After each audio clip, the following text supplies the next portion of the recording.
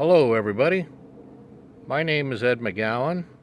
I am the president of the local astronomy club, the Escambia Amateur Astronomers, and unfortunately this year we couldn't come down and do the science festival, but what I'm going to do for you this evening is we're going to have a little tour of the moon, take a look at some of the craters and some other features and some mountains, and we're going to take a while because we're going to look into some of the details, and I hope you're really going to enjoy it. Right now, what I'd like to show you is what we're using to look at all this tonight. Let me switch cameras so we can. This is the telescope setup tonight that we're going to be using. It's not quite dark yet, although we can already see the moon pretty well. Down here is where I'll be attaching a cell phone. We'll do all this with a cell phone. I have other cameras I use, but for this, a cell phone works great. This is a telescope I like to use for the moon and planets. It's an old one. I've had it for over 40 years, and it still works great. And I think without further ado, I think we'll go ahead and get started. Now, I said we were going to look at the moon tonight, but to start off, here's a quick look at the planet Venus. You can see that it looks kind of like a half moon shape. As it continues in its orbit, it's going to become more of a crescent, get very thin and a good bit larger than what you see here. This is the bright star you see over in the west after sunset. Again, that's the planet Venus. We're going to begin our moon tour with one of my favorite formations. This is the crater Clavius, and right now it's right at the edge of where sunrise is on the moon, so you can see a lot of deep shadow in there. This crater, it's the larger one that has the smaller ones in an arc inside of it. It's about 160 miles, or correction, 136 miles in diameter. And as it gets a little bit more daylight, for tomorrow evening, for example, we'll be able to see that whole arc of craters that's in there.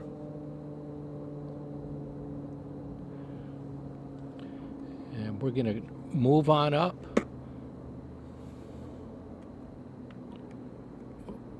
Other direction.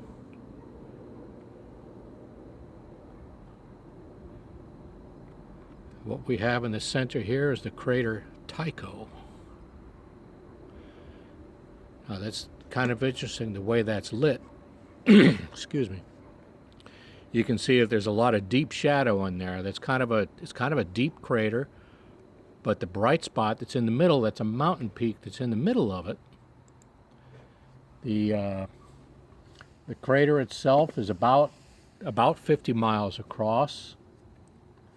The mountain in the middle is a little over a mile high, and right now we see just the peak of it lit up. I'm going to keep trying to play with my focus a little bit here as we go. You'll notice as we're looking that it almost looks like things are underwater. You can see kind of a rippling effect. That's from our atmosphere, from the air in our atmosphere moving around. It actually makes the light from stars and planets, the light beams, if you want to think of it like that, they kind of get moved around. That's actually the reason that stars twinkle. If we could look at them with no atmosphere from out in space, they don't twinkle at all. Let's move on up to some other interesting formations. Oh, here's a couple that are nice.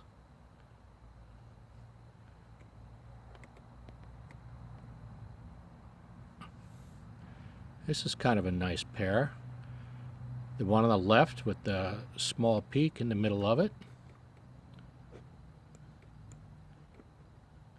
Oh, let's see, that is, oh,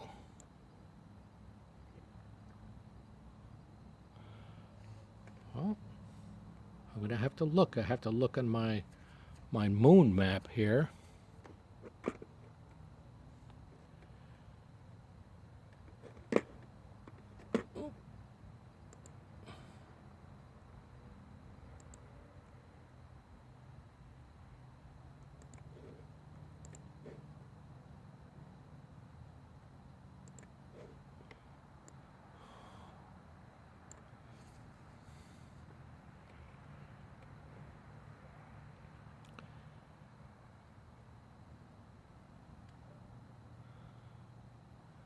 Bear with me because, let's see, hold on.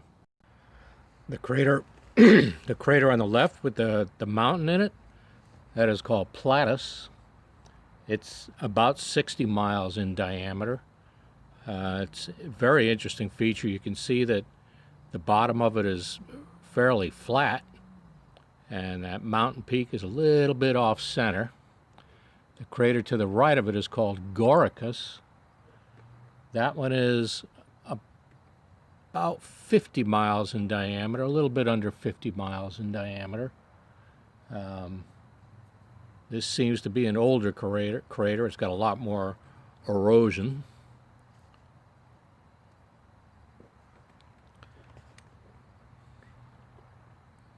Let us continue. Ah, here's one of my favorite formations.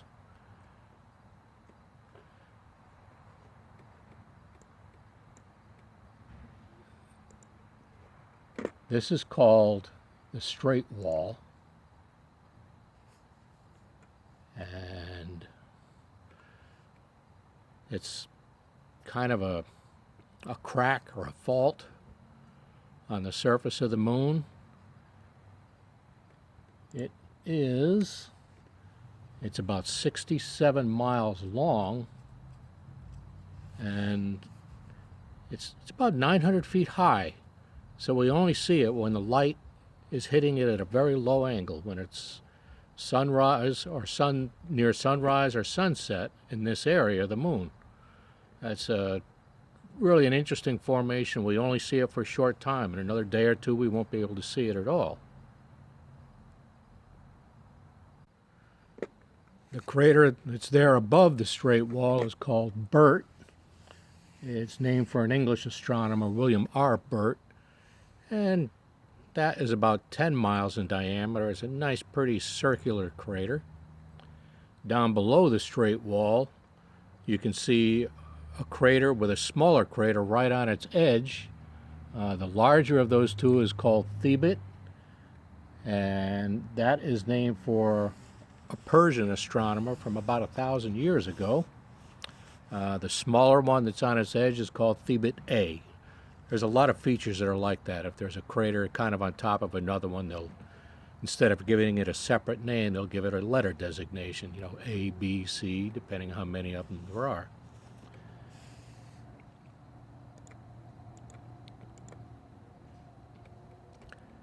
The other craters that we see down below,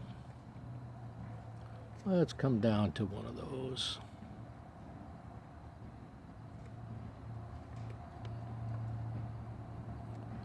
For example, these two.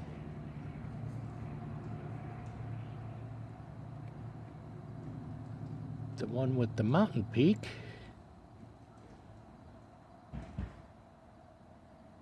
is, oh boy, I'm not sure if that's, hold on here, I've got to make sure of what we're looking at. Okay, this crater in the center is called Arzakel. That is a crater that's just a little under 60 miles across. It gets its name from an Arabian astronomer from the 11th century. And what's interesting with that is it's a nice formation with two other craters that are nearby. This one in the center is Alphonsus, and the one that Alphonsus is kind of connected to is called Ptolemaeus. Those three craters make for a very interesting formation. And again, they were probably a little bit better situated as far as the way daylight is last night.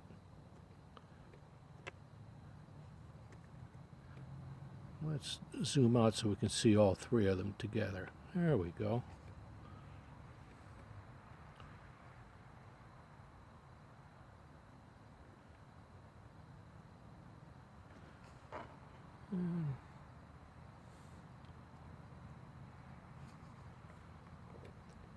The other one, the one that's between Arzakel and Alphonsus, the one that looks like it's half in shadow. Let me try to get that in the middle a little bit.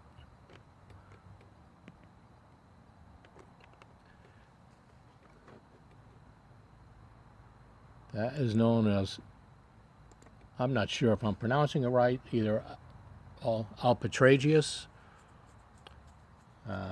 That one's about 24 miles in diameter, and it's interesting having that central mountain peak. And as you can see, the bottom, half of it is in shadow, and then the mountain peak extends up high enough that half of the mountain peak is lit. It's in sunlight.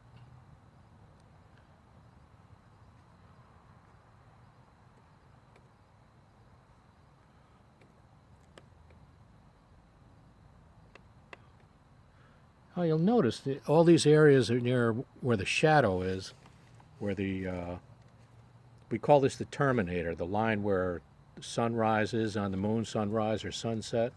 And because the sun is making such a low angle, we get a lot of shadows, which allows us to see a lot more detail. For example, let me go to a part of the moon that's really already lit up quite a bit. And you'll see that we don't have anywhere near the detail visible because we don't have the shadows, and the shadows are what allows us to see a lot of the detail. So we always like to look at this area called the terminator when we want to see different features on the moon. And that's why the moon is still an interesting object to look at.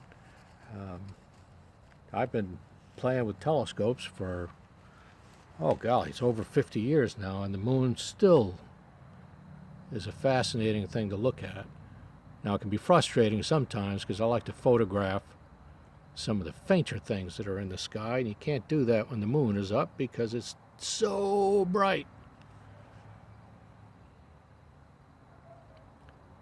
There's area in here. Nothing really exceptional, but we do have some nice looking craters, and again, up here closer to the terminator, you can see in some of the areas that just the mountain peaks are lit up.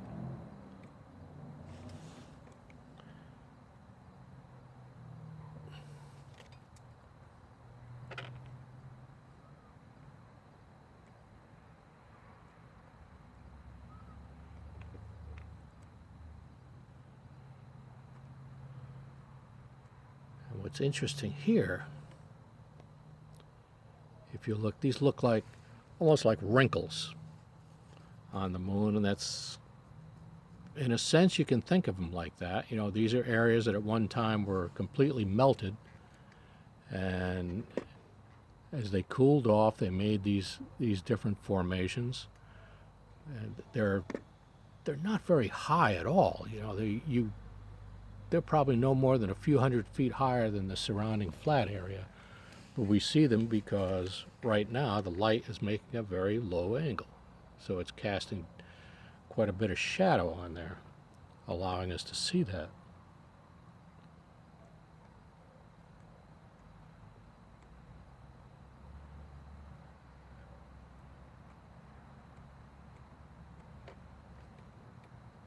This crater is known as Eratosthenes. See if we need to adjust focus a little bit.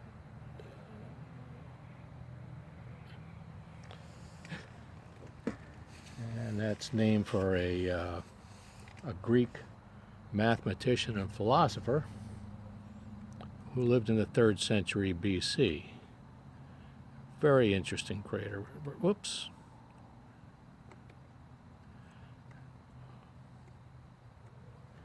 And this one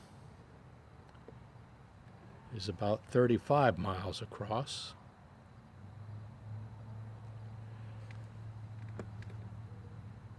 And we can see that the chain of mountains next to it.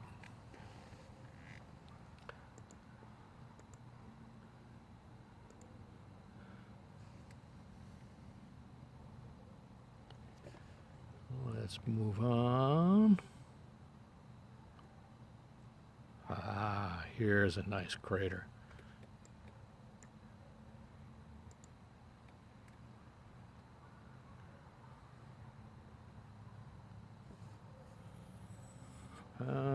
Let's see, we may have missed another interesting one first. Let's backtrack a little bit.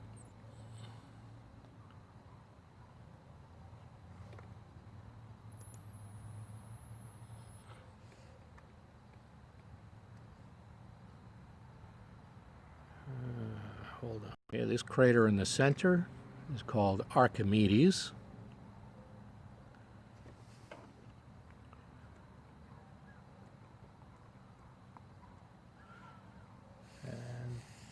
That one is about 50 miles in diameter, and you can see that has a very flat floor. It's interesting to see the shadows on the bottom part of it. You can see the shadows going into the inside of the crater, and then on the top part of it, the shadows being cast on the outside of the crater.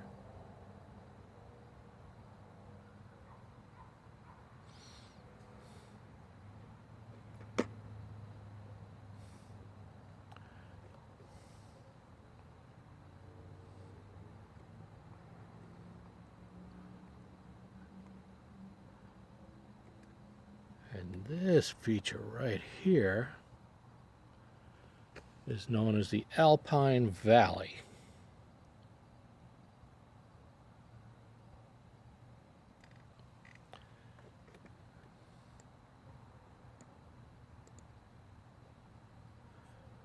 It's about 7 miles wide and about 80 miles long.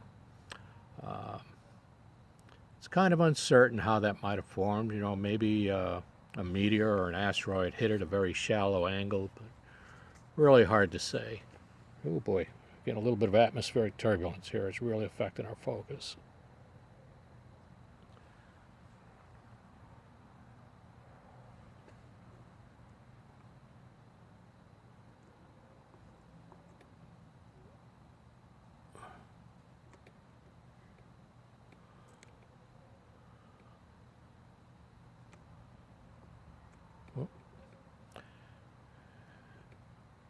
Here we have the crater Plato, named for the Greek philosopher.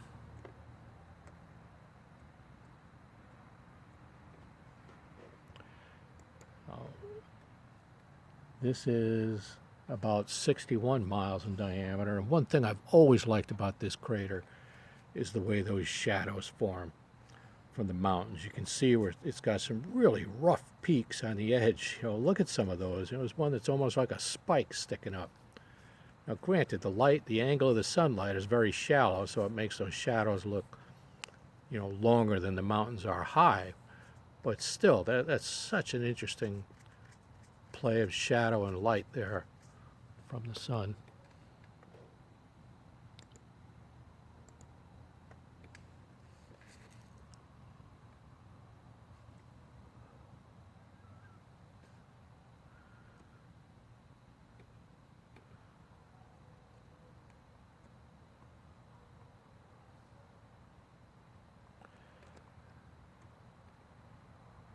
I think what I'd like to do now is just spend a little time just drifting around there. Let's look through that whole Terminator. I'm going to go ahead and zoom out a little bit, and we can get kind of an overview of all these things.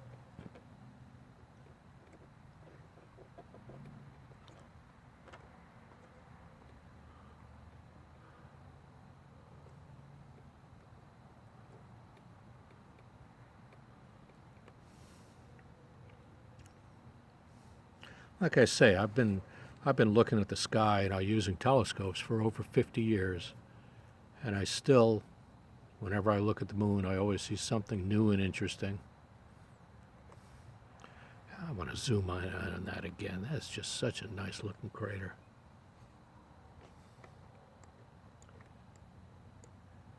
Again, that's Eratosthenes.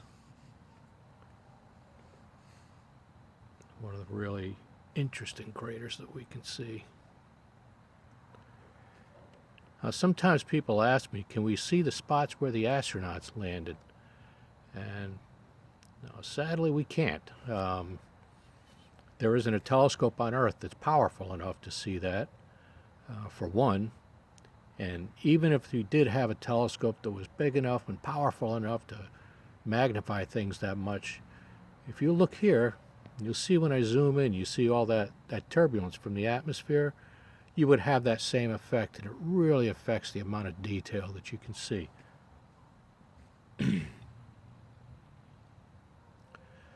Now, so you might be wondering, well, what about the Hubble Space Telescope? Can that see them?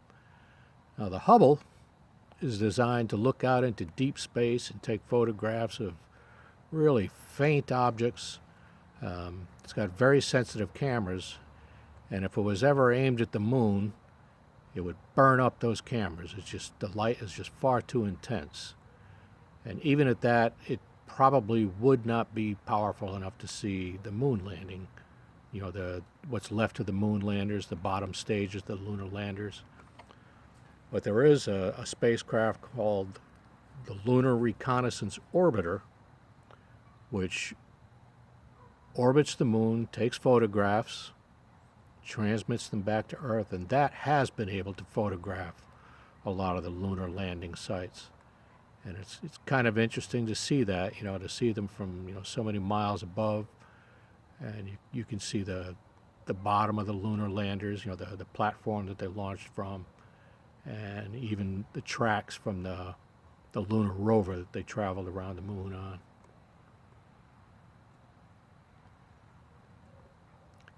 We end up back down here at Clavius.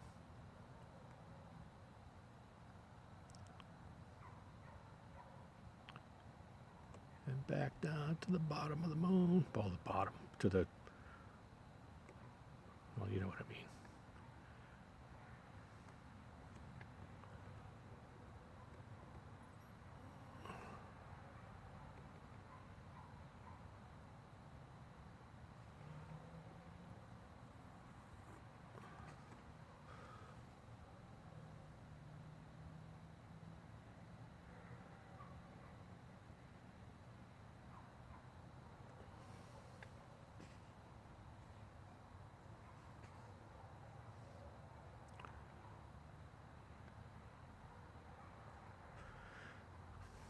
Let's look out in some of these areas that don't have so much shadow and see if we can see some interesting things.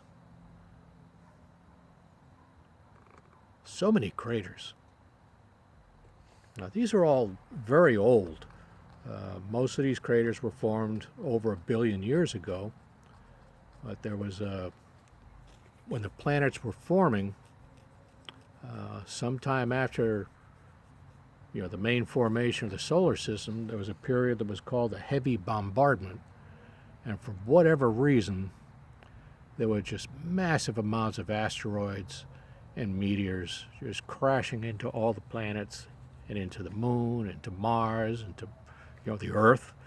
You know, we don't see a lot of craters on the Earth, but we do have them. But we have something the other planets don't have. We have weather. And it kind of wears down those craters, and sometimes they're very hard to recognize as meteor craters. You may have seen photographs of meteor crater in Arizona. That's one that's very recognizable. But there are other ones in different places around the world. Whoops, I'm sorry. We took off a little quick there. Our little spaceship went a little too fast.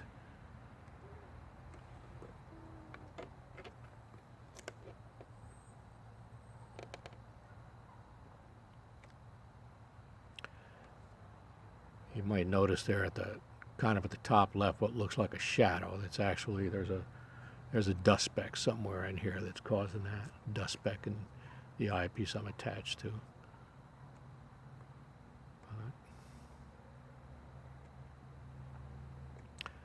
And I think we will finish up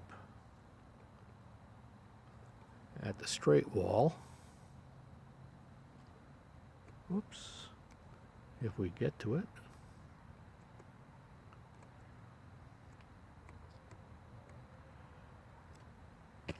And we think we'll close up our tour here.